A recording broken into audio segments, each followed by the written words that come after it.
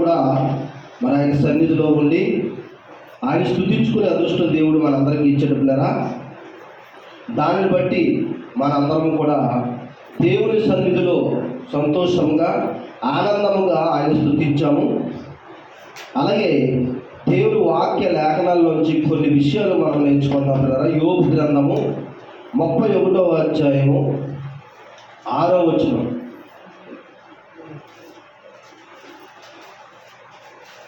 ఒక్కసారి చదువుకుందాం. 31వ అధ్యాయము 6వ అధ్యాయము 7వ వచనం ఉన్నారా? చదవండి. నేను యథార్థ రుద్రుడినై దేవుడు చదవమ్మా.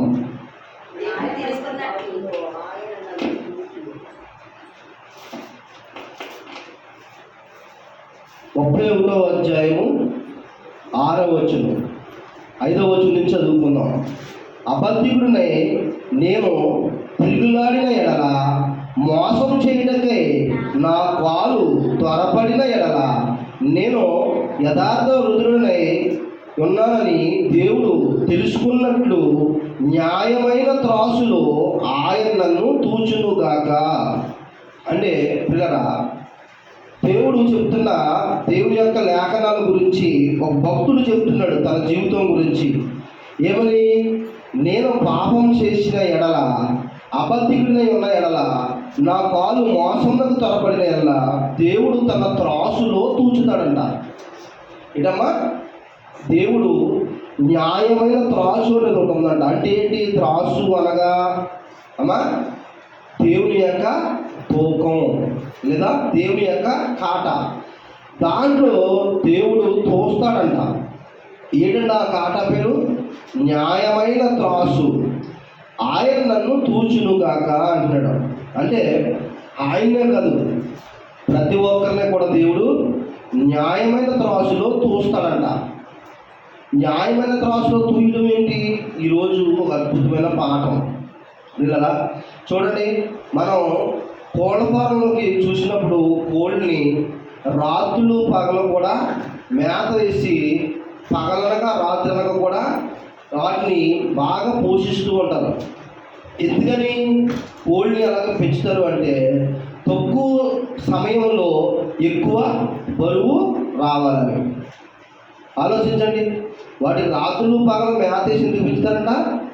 తక్కువ టైంలో ఎక్కువ బరువు రావాలి. అలాగే చేపలు కూడా పిల్లరా, ఒక సంవత్సరంలోనే మరి చిన్న చిన్న చేపలుగా వేసిన చేపల పిల్లలు పెద్దగా రావాలంటే, బరువు రావాలంటే ఏం చేయాలమ్మా? మా మేత గట్ట బాగా పెట్టాలి. అలాగే చేపలను పెంచుతారు, రొయ్యలు పెంచుతారు, కోళ్ళు కూడా పెంచుతారు. ఎందుకు ఇవన్నింటినీ అంతా పెంచుతారు అంటే, మరి వాళ్ళ కాటలో చూసినప్పుడు ఏం రావాలన్నది? బరువు రావాలి. అవునా కదా? బరువు వస్తే ఏంటి అంటే, మనం కోళ్ళకు కొట్టుకట్టుకు వెళ్ళినప్పుడు కోళ్ళకు మనకి మాంసం కావాల్సినప్పుడు ఏమంటే కేజీన్నర కోడిని తీయండి అని అడుగుతాం, 2 కేజీల కోడిని తీయండి అంటాం. వాడు ఎన్ని సంవత్సరాలు పెంచినా అర కేజీ కోడి అర కేజీ ఉందనుకోండి, వాడికి ఏం లాభం వస్తుందా? అమ్మా, నా యొక్క చూడాలి మీరు, కోడిని ఎన్ని సంవత్సరాలు పెంచినా అర కేజీ కోడి అర కేజీలాగా ఉందనుకో, వాడికి ఏం లాభం వస్తుందా? ఆలోచించండి.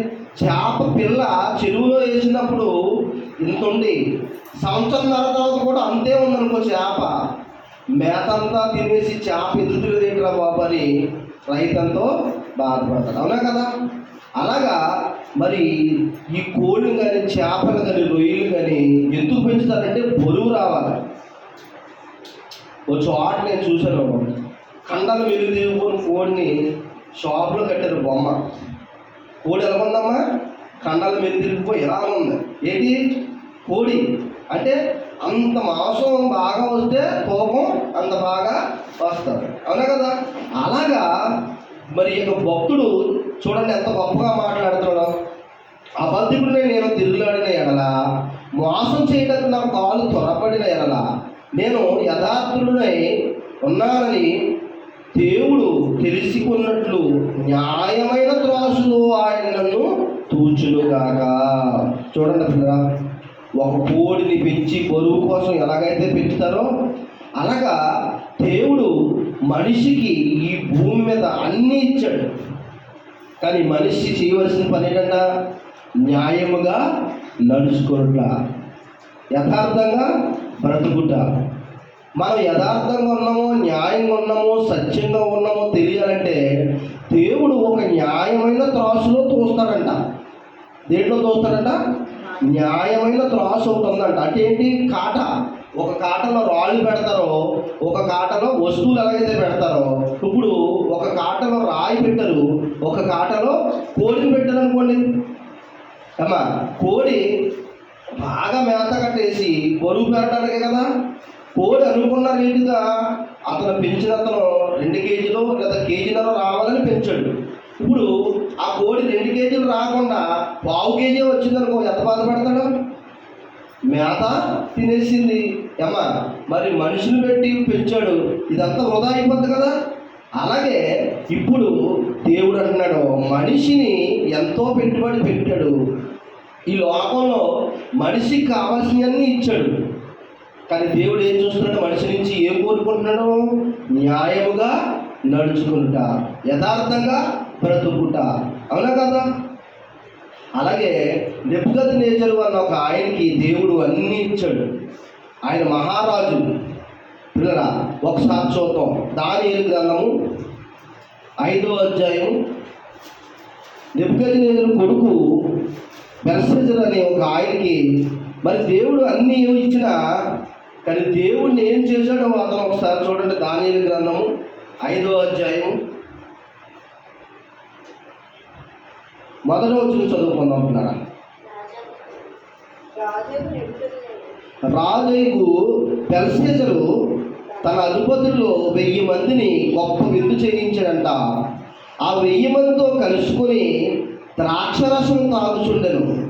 బెల్షస్సరు ద్రాక్షరసం తాగుచుండగా తానును తన అధిపతులను, తన రాణులను, తన ఉపపత్నులను వాటిలో ద్రాక్షరసం పోసి తాగునట్లుగా తన తండ్రి యొక్క నెబుకద్నెజరు యెరూషలేములో కొన్ని ఆలయం నుండి తెచ్చిన వెండి బంగార పాత్రలు తెమ్మని ఆజ్ఞించాడంట. మీరు బాగా ఆలోచించండి. ఒక 1000 మందికి ఒక 1000 మందికి ఒక పార్టీ ఇచ్చాడు.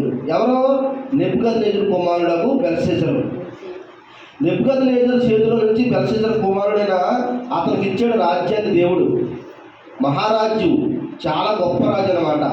అయితే ఇతడు దేవుని దగ్గర అణిగిమణిగి ఉండకుండా ఏం చేశాడంటే, యెరూషలేములో పరిశుద్ధమైన పాత్రలు ఉంటాయి కదమ్మా, ఆ పాత్రలో దేవుడికి హారతి ఇచ్చేవి, దేవుడి యొక్క పరిశుద్ధ పాత్రలు, పరిశుద్ధ బల్ల మీద గిన్నెలు ఎన్నో ఉంటాయి అన్నమాట దేవుడి ఆలయంలో. ఆ పాత్రలు తెమ్మని బెల్షస్సరు ఏం చేశాడంట?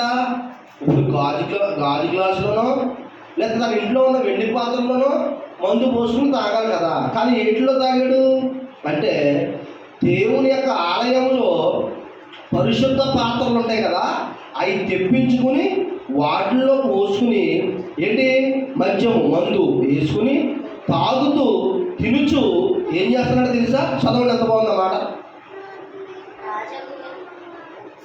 3వ వచనం. అందుకు వారు యెరూషలేములోని దేవుని నివాసమగు ఆలయములో నుండి తీసుకున్న అదిగోండి సువర్ణ ఉపకారములను తెచ్చి ఉంచగా రాజును, అతని అధిపతులను, అతని రాణులను, అతని ఉపపత్నులను వాటిలో ద్రాక్షారసము పోసి తాగిరి. వారు బంగారం, వెండి, ఎత్తడి, ఇనుము, కర్ర, రాయి అని వాటితో చేసిన దేవతలను స్తుతించుచు ద్రాక్షారసం తాగుచుండెను. ఆ గడియలోనే ఏం చేశాడంట? మీరు ఆలోచించారా? తన భార్య, తన ఉపపత్నులు అంటే ఎవరో? రాజు ఉంచుకున్నవారు, రాజు, రాణి, రాజు ఉంచుకున్న ఉపపత్నులు, తన బంధువులు, స్నేహితులు ఇంచుమించు 1000 మంది దేంట్లో తాగుతున్నారంట? దేవుని యొక్క పరిశుద్ధ పాత్ర అంటే దేవుడున్న గదిలోకి ఎవరు వెళ్ళకూడదు అసలు. ఎవరు వెళ్ళాలంటే దేవుడికి పూజ చేసి యాజకులు వెళ్ళాలి. అంటే ఎవరు వెళ్ళాలి? లేవీలు వెళ్ళాలి. కానీ అందులోకి సామాన్యమైన మనుషులే వెళ్ళకూడదు. దేవాలయంలోకి ఎవరు వెళ్ళకూడదమ్మా? సామాన్యులు వెళ్ళకూడదు. దేవుడున్న పరిశుద్ధ పాత్రలున్న గదిలోకి సామాన్యులు వెళ్ళకూడదు. అలాంటిది దేవుని యొక్క సన్నిధిలో నుంచి ఈ పాత్రలను, దేవుని యొక్క సంపదను అంత ముందు తెచ్చేశారు. దేవుని సన్నిధిలో ఉన్న బంగారు పాత్రలని, సంపదను దోచుకొచ్చేసారు వీళ్ళు. దోచుకొచ్చిన తర్వాత పోయి వాటిలో గదిలో పెట్టుకుని ఉంచారా? వాటిని సామాన్యమైన మనుషులే ఉంటుకోకూడదు. కానీ వీళ్ళు ఏం చేశారు అమ్మా? దేవుని యొక్క పరిశుద్ధ పాత్ర అంటే బంగారపు గిన్నెలు, పిండి గిన్నెల్లో ఏం పోసుకున్నారో ఆ మత్తు మందులు పోసుకొని తాగుతూ ఏం చేశారు తెలుసా? వీళ్ళ పూజిస్తున్న దేవతల్ని, అంటే కర్రతో చేసినవి, రాయితో చేసినవి, చెక్కతో చేసినవి, వీటిని పొగుడుతూ వేటితో తాగుతున్నారు? దేవుని యొక్క బంగారం పాత్రలోను, పరిశుద్ధ పాత్రలో మందు పోసుకు తాగుతూ ఆ విగ్రహాలను పొగుడుతున్నారు. మరి దేవుడు ఊరుకుంటాడా? ఏమా ఊరుకుంటారా? ఆలోచించండి. ఇందాక మీకు చదివినట్లుగా కోళ్ళని, చేపల్ని బరువు కోసం బాగా పెట్టుబడి పెట్టి మేత కట్టేసి పెంచితే అది ఎందుకు పెంచుతారంటే బరువు కోసం పెంచుతారు. అలాగే దేవుడు మనిషిని నీతిగా, న్యాయంగా, యథార్థంగా ఉండాలని దేవుడు తన రాజ్యాన్ని చక్కగా ఇచ్చాడు. ఈ బెల్షస్సరుకి, తన తండ్రి అయిన నెబుకద్నెజరుకి అమ్మా ఎన్నో రాజ్యాలను ఇచ్చాడు, ఎంతో బంగారాన్ని ఇచ్చాడు, ఎంతో సంపదను ఇచ్చాడు. కానీ వీళ్ళ కళ్ళు ఎక్కడికి వెళ్ళింది తెలుసా? నెత్తికెక్కేసి. కళ్ళు ఎక్కడికి వెళ్ళినాయి? నెత్తికెక్కేసి దేవుని యొక్క పరిశుద్ధ పాత్రలను అసలు ముట్టుకోవడమే తప్పు. దాంట్లో మందు పోసుకుని త్రాగుచు విగ్రహాలను పొగుడుతున్నారంట. అమ్మా దేవత విగ్రహాలను పొగుడుతూ దేవుని నామాన్ని అవమానపరిచారు. అప్పుడు ఏం జరిగిందో చూసారా? ఒక అద్భుతం జరిగింది. చూడండి ఎంత బాగుంటుంది ఆ మాట.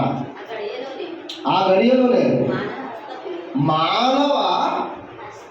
మానవ కొట్టుకొని మెడన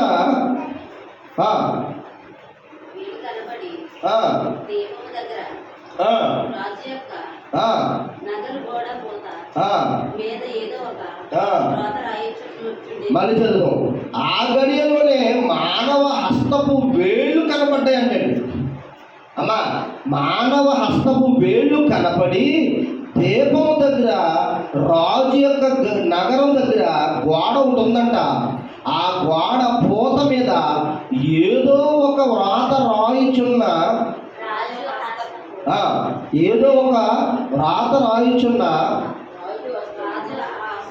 రాజు హస్తము రాయిటకు ఒక చెయ్యి కనపడ్డదంట. ఒక బోర్డు ఉందంట. ఇక్కడ రాజుగారి దగ్గర ఏముందంట? ఒక గోడ ఉందంట. ఆ గోడ మీద ఒక చెయ్యి కనపడ్డదంట. మానవ ఆకారం లాంటి చెయ్యి అంట. ఏంటమ్మది? మానవ ఆకారం లాంటి చెయ్యి ఒకటి కనపడ్డదంట. ఆ చెయ్యి, ఆ వేలు ఒకటి వచ్చి గోడ మీద, బోర్డు మీద రాస్తుందంట. ఏయో అక్షరాలు రాస్తుందంట. చూడండి ఎంత బాగుందన్నమాట. ఆ గడియలోనే మానవ హస్తపు వేళ్ళు కనబడి దీపము దగ్గర రాజు యొక్క నగరపు గోడ పూత మీద ఏదో ఒక రాత రాయిచున్నట్టుండెను. రాజు ఆ హస్తము రాయిట చూడగా అతని ముఖము వికారమాయెను. అతడు మనసునందు కలవరం పడగా అతని నడుము కీళ్ళు వదిలి అతని మోకాళ్ళు గజ గజ గజ గజ వణికిపోయినాయి అంట. ఎందుకని వణికినాయి అమ్మా తెలుసా మీకు? ఎందుకు వణికిందనుకుంటారు? దేవుని యొక్క పరిశుద్ధ పాత్రలో నేను మందు తాగాను. దేవుడు నన్ను, నా కుటుంబాన్ని, నా తండ్రిని ఎంతో హెచ్చించాడు. కానీ దేవుణ్ణి నేను మహిమపరచకుండా ఈ యొక్క రాయ విగ్రహాలని, చెక్క విగ్రహాలని పొగుడుతూ దేవుని నామాన్ని అవమానపరిచాను, నేను తప్పు చేశాను అని అతని కాళ్ళు గజగజ వణికిపోయి దేవుడు నా కోసమే రాత్రని భయపడిపోడంట. నిజంగా అతని కోసమే రాశాడు. అదేంటంటే ఒక మరణ శాసనం రాశాడు. మీకు అర్థమైందమ్మా? మనిషి ఆకారం కనపడతలేదు. చూడండి, దేవుడి యొక్క అద్భుతం చూడండి, ఆశ్చర్యం చూడండి. మనిషి కనపడలేదు, వాళ్ళందరూ చూస్తున్నారు. గోడ మీద ఒక చెయ్యి వచ్చిందంట. చూడండి, అసలు నిజంగా ఎవరినైతే అళ్ళెత్తిపోతారు. మనిషి కనపడకుండా ఒక చెయ్యి ఒకటే వచ్చి గోడ మీద రాస్తుందండి. ఎంత ఆశ్చర్యంగా ఉంటుంది చూడండి. ఏమ్మా, ఏమి రాసిందంట చూద్దాం ఒకసారి. ఆ గోడ మీద అక్షరాలు రాసి అంట.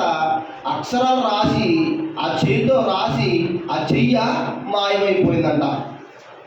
ఆ అక్షరాలు ఏంటో, ఆ భాష ఏంటో ఆ రాజుకి కానీ, ఆ రాజు దగ్గర ఉన్న జ్ఞానులకు కానీ, ఆ రాజు దగ్గర ఉన్న శాస్త్రవేత్తలకు కానీ, ఆ చుట్టుపక్కల ఉన్న మంత్రగాళ్ళు ఉంటారు కదా రాజు దగ్గర, వాళ్ళకి కానీ ఏమీ అర్థం అవ్వలేదంట.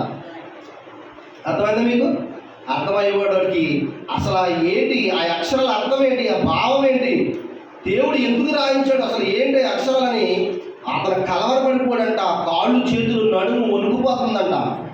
అప్పుడు ఎలాగా ఈ అక్షరాలు చదివే వ్యక్తి ఎవరున్నారనేదానికి ఒక ఆయన ఉన్నంట. చూడండి ఎంత బాగుంది ఆ మాట.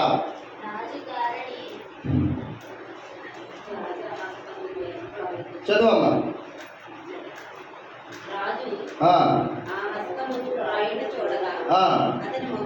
అతని ముఖము వికారమాయను, అతని నడుము అందుకోండి వణుకుపోయిందంటండి. రాజు నడుము వణుకుపోయిందంట, కాళ్ళు గడగడ వణుకుపోయి అంట. ఈ అక్షరాలకు అర్థం ఎవరు చెప్తారని అందరిని వెతికించాడంట. దేవదూతల మనస్సు కలిగిన, దేవుని ఆత్మ కలిగిన ఒక వ్యక్తి ఉన్నాడు నీ తండ్రి కాలంలో అని పక్కన వాళ్ళు చెప్పారంట. ఎవరయ్యా ఆయన అంటే దానియేలు గారు. ఎవరమ్మా? దేవదూతల మనస్సు, దేవుని ఆత్మ కలిగిన మహాజ్ఞాని ఈ కాలంలో నీ తండ్రికి చెప్పాడు అనేకమైన సలహాలు. ఇప్పుడు మన దగ్గరలో ఉన్నాడు, ఆయన మాత్రమే చెప్పగలడు. ఆయనకి ఏముందంటమ్మా? ఏముందంట? దేవదూతల మనస్సు, దేవుని యొక్క ఆత్మ ప్రేరణ, మహాజ్ఞానం, దేవుని యొక్క జ్ఞానం ఉందంట. ఆయన పేరు దానియేలు అంట. రప్పించండి గబగబా అనేసరికి ఆయన రప్పించారు. చదవండి అమ్మా, 22వ వచనం చదవండి. 22వ వచనంలో రాయబడం చూడండి. బెల్షెజరు అతని కుమారుడు నీవు వచ్చాడు. దానియేలు గారు వచ్చాడు అనమాట. దానియేలు గారు వచ్చి ఆ భావానికి అర్థం చెప్తున్నాడు అనమాట. బెల్షెజరు అతని కుమారుడు నీవు ఈ సంగతంతయు ఎరిగి ఉండి నీ మనసును అరుచుకొనక పరలోకమందున్న ప్రభు మీద నిన్ను నీవే హెచ్చించుకుంటేవి. ఏం చేశారటమ్మా? గర్వం పెరిగిపోయింది. రాజును కదా నన్ను అడిగేవాడు ఎవరున్నాడని దేవుని యొక్క పరిశుద్ధ పాత్రల్లో ఆ ద్రాక్ష రసం వేసుకు తాగాడు. అందుకే అంటాడు, దేవుడు చెప్పాడు, వార్నింగ్ ఇచ్చాడు. చూడండి ఎంత బాగుందన్నమాట. బెల్షెజరు అతని కుమారుడు నీవు ఈ సంగతంతా ఎరిగి నీవు నీ మనసును అరుచుకొనక పరలోకమందున్న ప్రభు మీద నిన్ను నీవే హెచ్చించుకుంటేవి. ఎట్లనగా నీవును నీ అధిపతులను, నీ రాణులను, నీ ఉపపతులను దేవుని ఆలయ సంబంధమగు ఉపకారములలో ద్రాక్షారసము పోసి త్రాగవలనని వాటిని తెచ్చించుకొని వాటితో తాగుచుండవలనని మీరు ఆలోచిస్తూ తాగుచు పక్కనున్న బొమ్మల్ని పొగుడుచు విగ్రహాలని హెచ్చించు మిమ్మల్ని మీరే హెచ్చుగా హెచ్చించుకున్నారు. పరలోకమందున్న దేవుణ్ణి మీరేం చేశారు? అవమానపరిచారు. అందుకని ఒక చెయ్యి వ్రాత వచ్చి రాయబడి ఉన్నదని చెప్తున్నాడు. 24వ వచనం. కావున ఆ ఎదుటి నుండి ఈ అరచెయ్య వచ్చి ఈ వ్రాత రాశను.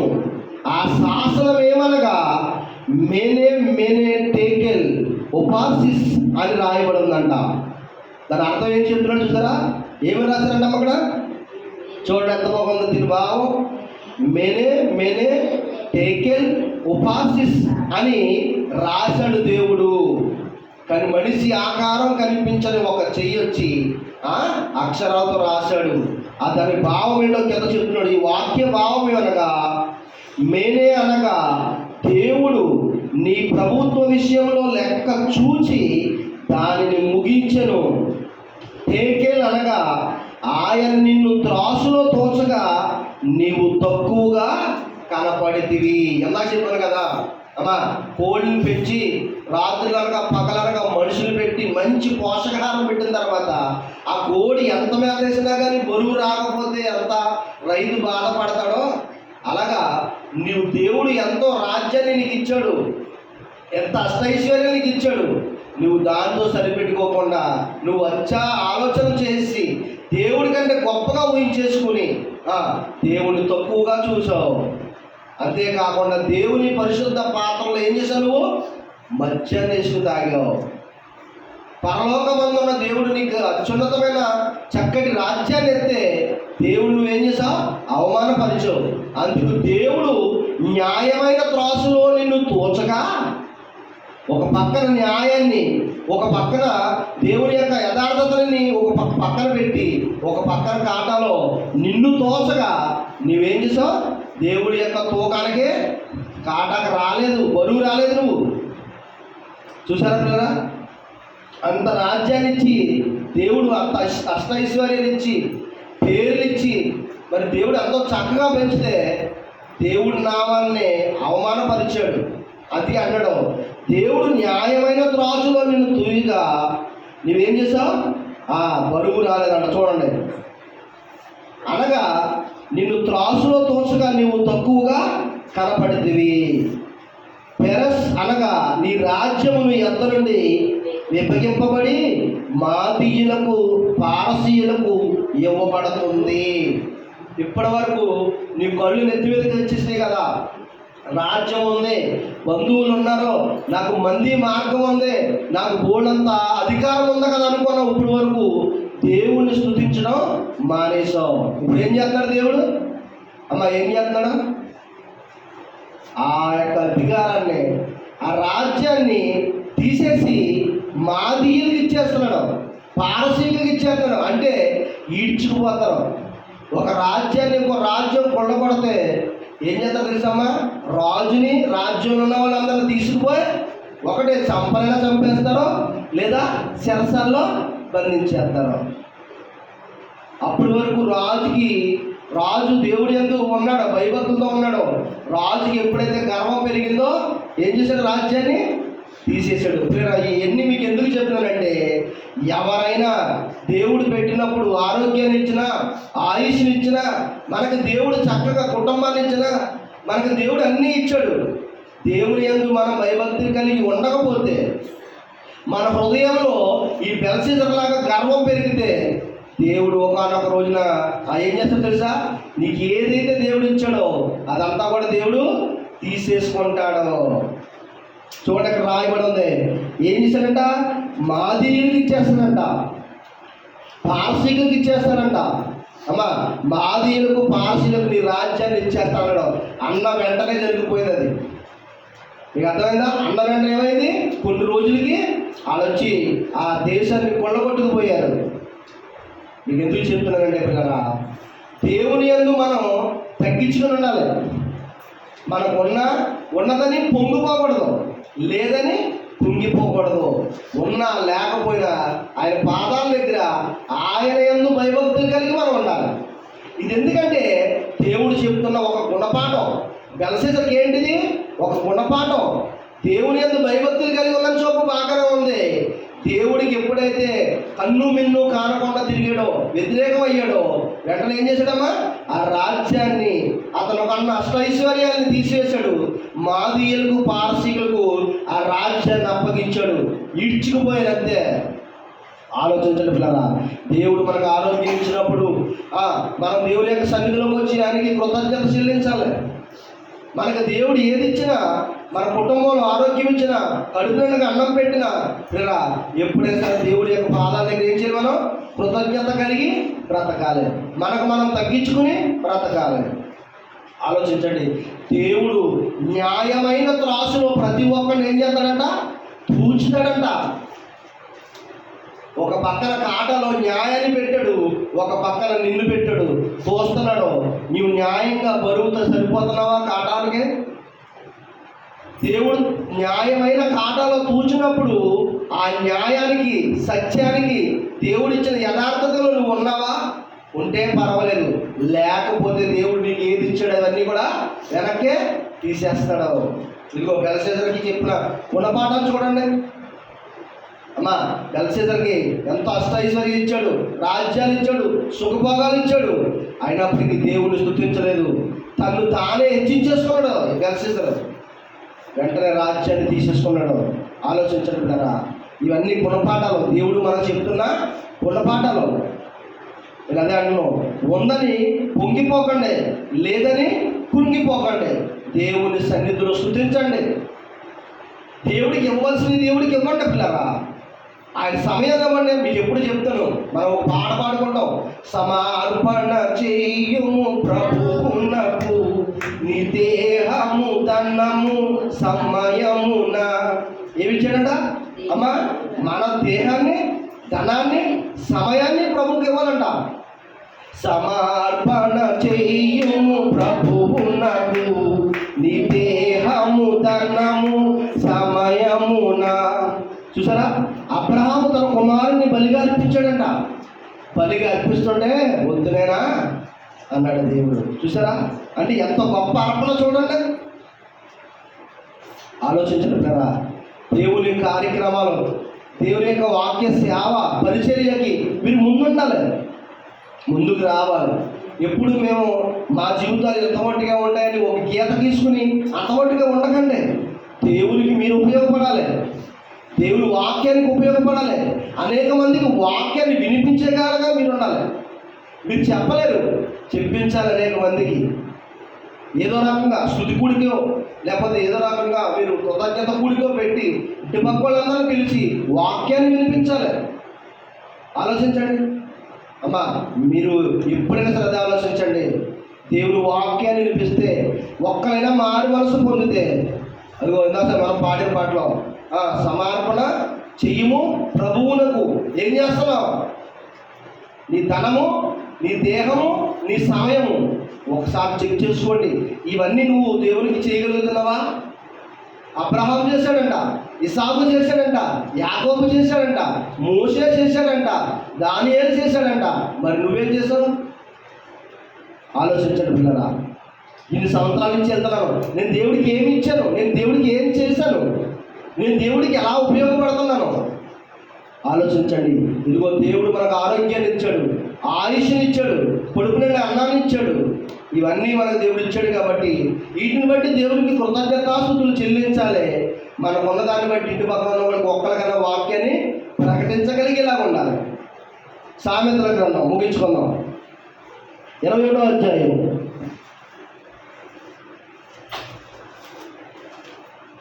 2వ వచనం చదువుకుందాం పిల్లరా. ఒకడు తనకి ఏర్పరచుకున్న మార్గము ఎట్టిదైనను తన దృష్టికి అది న్యాయంగానే కనపడదంట. అమ్మా, నేను బాగా ప్రార్థనకి వెళ్తున్నాను వచ్చేస్తున్నాను అన్నట్టుగా అనుకుంటే నీకు నువ్వే నీతిమంతుడిగా కనిపిస్తావు. కానీ నీకు నువ్వు నీతిమంతుడిగా కాదు, మనుషులకు కనబడేటట్టుగా భక్తి చేయకూడదంట. మన భక్తి ఎవరికి కనబడాలి? దేవునికి కనబడాలి. దేవుడు ఎందాక న్యాయమైన నిన్ను త్రాచులో ఆయన తూచినప్పుడు నువ్వు బరువు కనపడాలి, కాటాకు సరిపోవాలి, దేవుని కాటాకు సరిపోవాలి. అలా సరిపోకపోతే దేవుడు త్రోసి వేస్తాడు నిన్ను. అర్థమైందా మీకు? ఇదిగోండి, ఒక్కడ తనకి ఏర్పరుచుకున్న మార్గము ఎట్టిదైనను తన దృష్టికి అది న్యాయంగానే కనపడద్దంట. యెహోవా హృదయాలను పరిశీలన చేయువాడు. నీతి న్యాయములను అనుసరించి నడుచుకుంట బలులు అర్పించుట కంటే యెహోవాకు ఇష్టమంట. అమ్మా, బలులు అర్పించుట కంటే ఆయన మాట అంటే ఆయనకి ఇష్టమంట. మీకు అర్థమైందా? ఒక కోడిని కోసి ఒక దూడను కోసి దేవుడికి అర్పించిన దానికంటే ఆయన చెప్పిన మాట చెప్పినట్టు చేస్తే ఆయనకి ఇష్టమంట. చూడండి ఎంతమంది అన్నమాట. నీతి న్యాయములను అనుసరించి నడుచుకుంటా బలులు అర్పించుట కంటే యెహోవాకి ఇష్టము. చూసారా, అహంకార దృష్టి గల గర్వ హృదయములను భక్తిహీనుల క్షేమమును ఆయన పాపయుక్తములుగా చేస్తున్నాడు పిల్లరా. అహంకారము, గర్వం ఇలా నడుచుకున్న వాళ్ళ హృదయాన్ని దేవుడు తొంగు చూస్తున్నాడు. వాడి హృదయంలో ఏముందో చూస్తున్నాడు. మనం ఎప్పుడు చదువుకుంటాం, ఒక పేద విధవరాలు తమ లేని స్థితిలో ఉన్నదంతా వేసినట్టు ఎవరు కనబడింది? ఎవరు చూశారు? దేవుడు చూశాడు. ఆయన ఎలా కనబడింది? అక్కడ అనేక మంది బోర్డు అసలు కానుకలు వేశారు, కానీ వాళ్ళందరినీ దేవుడు చూడలేదు. ఒక పేద విధవరాలంట రేపుడు కూడా లేదంట, తన జీవనోపాధికి భోజనానికి రేపు కూడా డబ్బులు లేవంట. ఆయనకి ఉన్నదంతా కూడా దేవునికి కానుక పెట్టి వేసేసిందంట. ఇది దేవుడు యేసుక్రీస్తు ప్రభు వారి పక్కనే ఉండి చూశాడంట. అంటే హృదయ అంతరంగాలు ఎరిగిన దేవుడు నేను చూస్తున్నాడు పిల్లరా. ప్రతి ఒక్కరు హృదయాన్ని ఎరిగిన దేవుడు. మీ హృదయంలో ఏముందో దేవుడికి తెలుసు. ఆలోచించండి. న్యాయమైన కాట అంటే న్యాయమైన త్రాచులో ఆయన నిన్ను తూచినప్పుడు నువ్వు న్యాయంగా నడుచుకున్నావా, యథార్థంగా ఉన్నావా, దేవుని యొక్క భయభక్తులు కలిగి ఉన్నావా, దేవుని యొక్క కాటను నువ్వు సరిపోతావు. ఒకవేళ అలా లేకపోతే ఆయన నిన్ను త్రోసివేస్తాడు పిల్లరా. ఆలోచించండి. హీనమైన స్థితిలోకి వెళ్ళిపోతారు మనిషి. మనం దేవుడు న్యాయంగా యథార్థంగా భక్తిగా మనం లేకపోతే మనకిచ్చిన ఆరోగ్యం ఆయుష్ వృధా అయిపోతుంది పిల్లరా. ఆలోచించండి. ఎందుకంటే ఆరోగ్యం ఇచ్చాడు, ఆయుష్ ఇచ్చాడు, కుటుంబాలతో సంతోషంగా ఉంటున్నాం. ఇలా ఉంటున్నామంటే పిల్లరా దేవుడికి కృతజ్ఞత కలిగి మనం బ్రతకాలి. ఇవన్నీ ఇచ్చినప్పుడు మనం దేవుని దగ్గరికి వెళ్ళకపోతే రేపు వద్దని ఆరోగ్య పరిస్థితులు బాగోపోతే వెళ్ళలేని పరిస్థితి వస్తే ఆలోచించండి. ఆరోగ్యం ఉన్నప్పుడు నువ్వు దేవుని దగ్గరికి వెళ్ళకపోతే, ఆరోగ్యం లేకపోతే ఏమెళ్తావు? అవునా కదా? అర్థమైందా మీకు? ఆలోచించండి. దేవుడికి మంచి ఆరోగ్యం ఇచ్చాడు. ఆదివారం దేవుని సన్నిధిలో రండి, ఆయన కృతజ్ఞత కలిగి బ్రతకండి. మీ నోటుతో దేవుని స్తుతించండి, పాటల ద్వారా దేవుని స్తుతించండి పిల్లరా. మనకు మంచి ఆరోగ్యం ఇచ్చాడు, దీన్ని బట్టి దేవుని స్తుతించండి. ఇదిగో మొన్నటి వరకు కరోనాలో పుట్టలుగా చచ్చిపోయారు జనం. చచ్చిపోరా? ఇదిగో కొంతమంది ఫిల్టర్ చేయగా కొంతమంది బతుకున్నాం. చచ్చిపోయిన చెడ్డోడు కాదు, బతుకున్నాం మనం మంచోడు కాదు. ఇదిగో మరలా కరోనా వస్తుంది అమ్మా. మరలా అనేక మంది పెద్ద హాస్పిటల్లో జాయిన్ అయిపోయి చాలామంది కరోనాతో. ఏమో మళ్ళీ ఎలా ఉంటుందో తెలీదు. కాబట్టి ఇప్పుడే మనకు అనుకూల సమయం. ఆరోగ్యం ఉండగా, ఆయుష్ ఉండగా దేవుని కోసం బ్రతకాలి. ఒక్కళ్ళైనా సరే దేవుని కోసం బ్రతికించాలి. ఆలోచించారా? ఒక్కళ్ళైనా దేవుని వాక్యాన్ని చెప్పించాలి. మనం చెప్పకపోతే చెప్పేవాడి చేత చెప్పించాలి. వాక్యాన్ని ఇంటి పక్కలు చెప్పించండి. మీ ఇంట్లో పెట్టి అనేక మంది మీ ఇంటి పక్కలందరూ వాక్యాన్ని తీసుకురండి. కృతజ్ఞత కూడికో స్థుతి కూడికో పెట్టండి. కొంతమంది అయినా సరే మారి మనసు పొందుతారు పిల్లరా. బాగా ఆలోచించండి. మనం ఇంకా పాడుకున్నట్లుగా మన దేహాన్ని, మన ధనాన్ని, మన సమయాన్ని ఎన్నోమంది దేవునికి. మొదటగా మన దేహం అంటే ఏంటి? మన శరీరంతో దేవుని పనులు చేయాలి. పాటలు పాడుతున్నారా? ఇది దేవుని నామాన్ని మహింపరిచారు. మీరు మీ నోటి ద్వారా దేవుని నామాన్ని మహింపరిచారు. సమర్పణ చేయము ప్రభువునకు. మీ దేహము, మీ ధనము అంటే మీ కష్టం చేత మీరు ఒక్కరికన్నా వాక్యాన్ని చెప్పించండి. ఒకటి దేహం, మీ దేహంతో దేవుని మహింపరచండి. మీ కష్టంతో ఒకరికైనా వాక్యాన్ని చెప్పించండి. మీరు కష్టపడిన డబ్బులతో ఒక్కరైనా సరే వాక్యం విని రక్షణ పొందితే దేవుడు సంతోషిస్తాడు. ఆలోచించండి. సమయం, మీ దేహము, మీ ధనము, మీ సమయం అనగా పిల్లరా, మీరు దేవుడికి ఇవ్వవలసిన సమయాన్ని మీరు దొంగిలించకండి. దేవునికి ఇవ్వవలసిన సమయాన్ని దేవునికి ఇవ్వండి. దేవుని సన్నిధిని పోగొట్టుకోకండి. ఖాళీ సమయంలో వాక్యాన్ని చదవండి, పాటలు పాడుకోండి, బైబిల్ చదవండి పిల్లరా. అలా కాకుండా మీరు వేరే కార్యక్రమాల్లో ఉండకండి పిల్లరా.